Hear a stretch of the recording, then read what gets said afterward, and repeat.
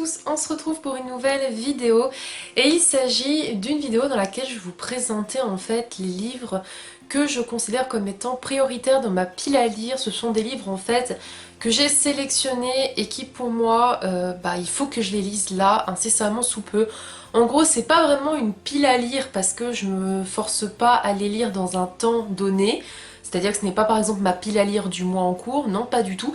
C'est juste des livres que je sais qui soit me font envie, soit il faut que je les lise pour avancer dans une saga. Donc c'est pour ça que je vais l'appeler la palle prioritaire, entre guillemets. Je ne sais pas si c'est l'intitulé que je garderai d'ailleurs pour la vidéo. Mais voilà, c'est des livres que j'ai sélectionnés et que il faut que je lise, que j'ai envie de lire, ou alors qui traînent dans ma palle et qu'il faut que je les sorte. Donc c'est parti, je vous les présente tout de suite. Le tout premier, il est juste énorme. Il s'agit de l'intégrale de ça de Stephen King que j'ai trouvé d'occasion, qui était sous blister. Il me semble que c'est en plus, ouais, c'est les éditions France Loisirs en fait. Je vois tout de suite, j'y reconnais. Les éditions France Loisirs, elles sont toutes comme ça. J'ai Brume aussi qui est dans cette édition là. Et en fait, eh bien, c'est bien l'intégrale de ça. Il est énorme, regardez-moi ça. C'est une brique, en plus c'est pas écrit non plus hyper gros. Pourquoi je l'ai sorti? Parce qu'en fait les Stephen King, j'ai pas envie de tous les lire. J'ai envie de lire uniquement les romans parce que je sais que l'auteur a aussi fait des nouvelles. D'ailleurs j'en ai dans ma palle, mais je vais voir, je pense que je vais me débarrasser du livre. C'est 13 histoires de fantômes de mémoire. Moi je suis plus histoire et Stephen King j'en ai déjà lu quelques-uns. Et c'est vrai que j'ai vraiment mis beaucoup de temps à m'acheter ça. Pour ceux qui ne savent pas, en fait j'ai la coulrophobie, donc j'ai la phobie des clowns. Mais c'est pas juste j'en ai peur, hein, c'est vraiment une phobie. Dès que je vois un clown, je me mets à pleurer, à trembler, à partir en courant, enfin ça me fait peur ces trucs-là. Ça a toujours été depuis toute petite et j'arrive pas à affronter ma peur. J'ai déjà dit une fois, j'aimerais bien essayer d'aller parler à un clown, en fait j'y arrive pas, il n'y a rien à faire, hein. J'ai qu'une envie, c'est de le taper et de partir. Donc voilà, je me dis que ça pourrait être une première approche des clowns. Après je ne suis pas bête, je sais que dans ce roman c'est hyper dur parce que le clown, qui est un clown donc maléfique, ne fait pas que tuer des enfants. De mémoire il y a des agressions sexuelles. Donc je me dis ça passe ou ça casse, hein, à ce niveau là. Peut-être que je sauterai ces passages parce que moi tout ce qui touche aux enfants, aux femmes, enfin les agressions, les viols, les choses comme ça, tout ce qui est pédophilie ou quoi, j'ai vraiment beaucoup de mal. Donc je verrai bien. Après pourquoi je l'ai mis dans ma palle prioritaire, c'est parce que c'est celui de Stephen King qui m'intrigue du coup. Vu qu'il contient ma plus grande frayeur, j'aimerais essayer d'affronter ma peur d'une autre manière. J'avais fait d'ailleurs une vidéo avec ces livres qui contiennent mes peurs, je vous la mettrai en barre d'infos et ça serait en lien avec cette vidéo là que j'irai celui-ci, sachant que je pense que vu comme il est gros, il faudra peut-être que soit je le lise tranquillement en étant chez moi, ne serait-ce que à raison de un chapitre par soir, peut-être que je vais pas le lire en one shot, ou alors il faudrait que je me le trouve en e-book parce que franchement il est hyper lourd et du coup c'est pas hyper pratique à lire. Donc n'hésitez pas, hein, si vous avez déjà lu ça, à me dire ce que vous en avez pensé. Après moi par contre j'ai déjà vu les films, hein. Les vieux je les ai vus et les derniers je les ai vus. Et les derniers, voilà, ça me fait hyper peur, mais après moi je suis quelqu'un qui aime avoir la frousse, donc voilà. C'est juste que par contre je vais dire que ça c'est le film d'horreur qui me fait le plus peur pour le coup parce qu'il contient ma phobie. Ensuite, autre livre qui fait partie de ma palle prioritaire, il s'agit du tome 4 de The Mortal Instruments. Donc c'est La Cité des Anges de Cassandra Clare chez PKJ, qui d'ailleurs j'avais acheté neuf à ce que je vois. Ouais, il était neuf. Vu l'odeur, il est neuf, j'adore sentir les livres neufs. Pourquoi j'ai mis dans ma palle prioritaire? Parce que je veux à tout prix avancer dans la saga The Immortal Instruments, voire même la terminer. Ce que je me bouge les fesses et que j'avance dans la saga, donc ce tome 4 fait partie de ma palle prioritaire. Un autre livre que je me suis acheté récemment, puisque j'ai acheté également un e-book sur cet univers, il s'agit de Le Labyrinthe. Donc c'est avant Le Labyrinthe, c'est le deuxième préquel, c'est La Braise de James Dashner chez PKJ. Ça passe ou ça casse, et c'est vrai que moi au début je ne voulais pas lire les préquels du Labyrinthe, mais quand j'ai fini le Labyrinthe je me suis dit il me manque des infos. Je m'étais dit il me manque des infos, donc lis le préquel et tu verras bien. Et le préquel qui était L'Ordre de tuer, j'ai juste adoré. Du coup j'ai envie de lire quand même la suite. Donc là celui-ci fait partie de ma palle prio parce que de 1, il y a Le Destin de Newt que je me suis pris, vu qu'il était tout petit, je me le suis pris en e-book parce que je ne voulais pas l'avoir dans ma bibliothèque, un petit machin comme ça m'intéresse pas. Et si je termine celui-ci et que j'adore toujours autant et que Le Destin de Newt me plaît aussi, peut-être que je me serais tentée par leur nouvelle parution, mais des fois je me dis il faudrait peut-être à un moment donné mettre un point final à cette saga parce que j'ai l'impression qu'ils essaient de faire traîner. Mais après, moi je sais que l'écriture de James Dashner, je l'aime vraiment beaucoup. Les chapitres sont courts, l'écriture elle est fluide, il se passe toujours plein de choses. Après, je sais que j'ai dans ma palle le maître du jeu du même auteur que je ne lisais pas tant que je n'avais pas terminé le labyrinthe, mais à ce rythme-là, j'aurais jamais fini cette saga. Donc je pense qu'après celui-ci et le destin de Newt, je vais me pencher sur le maître du jeu et voir parce que ce sera peut-être une nouvelle saga qui me plaira, mais vraiment le labyrinthe j'aime beaucoup beaucoup. Un autre dans ma palle prioritaire mais que je sais que je vais lire mais plus en fin d'année, il s'agit de Un palais de glace et de lumière de Sarah Jima chez La Martinière Jeunesse, c'est le tome 3.5.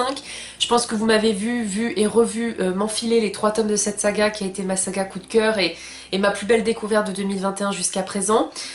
Pourquoi je l'ai mis dans ma palle prioritaire? Parce que tout simplement le tome 4 sort à la fin de l'année et que je me suis dit je le lirai juste avant la sortie du tome 4 histoire de me rafraîchir la mémoire, même si autant vous dire que je me rappelle de tout tellement cet univers me fascine et je me suis retenue de ne pas me jeter dessus ensuite, comme là j'ai juste envie de me poser puis de me le faire en un week-end, mais non, je me le garde vraiment pour quand le tome 4 va sortir. On continue dans des suites de sagas qu'il faut que j'avance, c'est vrai que majoritairement c'est des suites de sagas, bon il y a quand même certains tomes, vous le verrez, qui sont un peu individuels.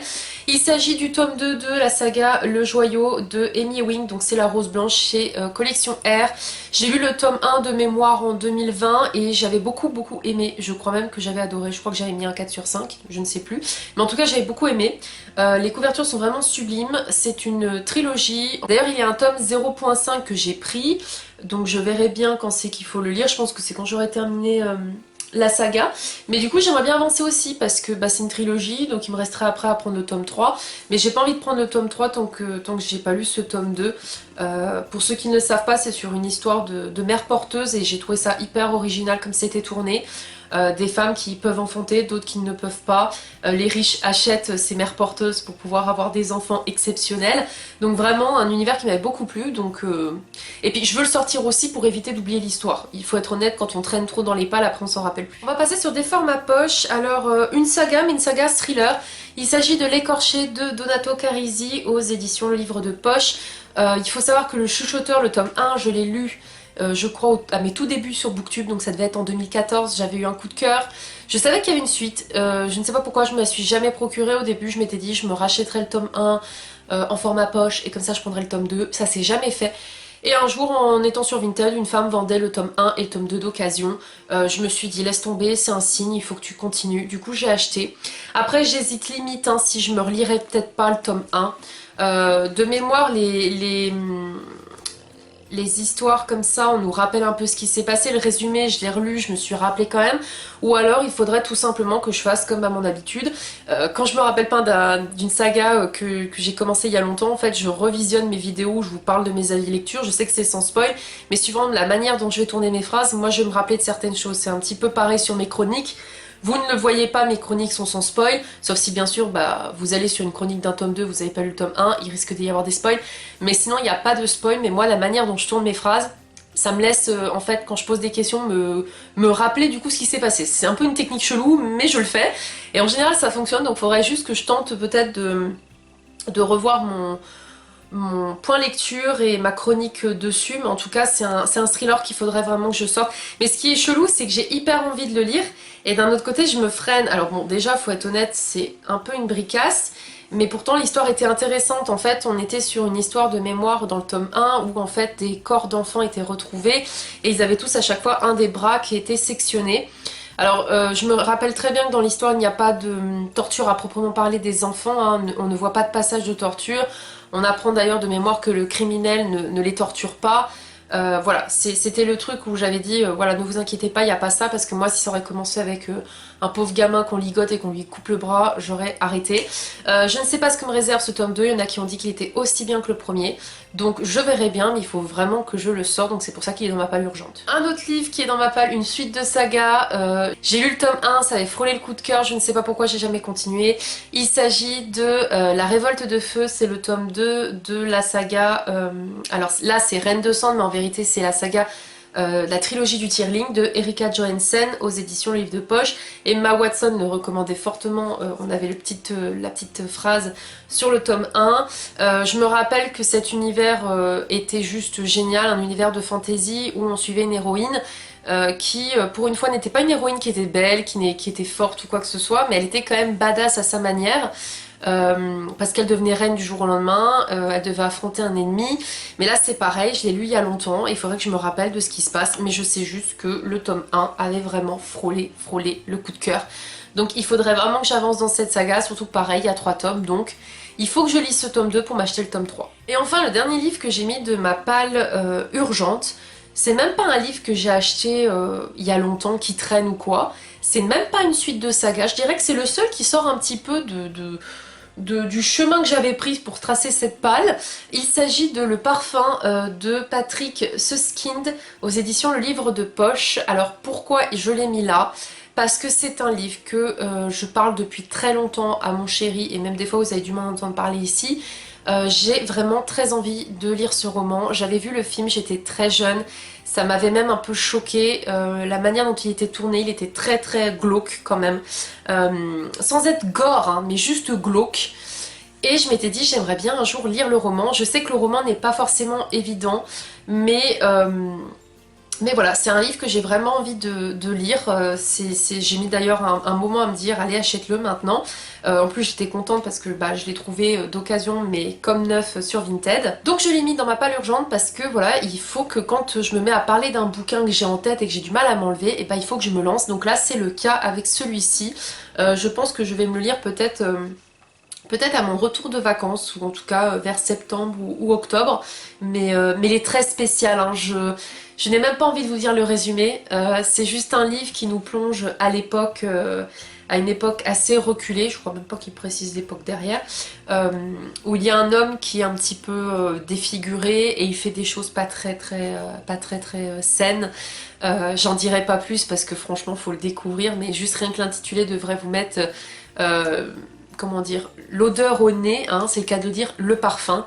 Et là c'est un roman où, de ce que j'ai pu entrevoir des gens, on a nos sens qui sont développés parce qu'on est sur l'olfactif avec l'odorat.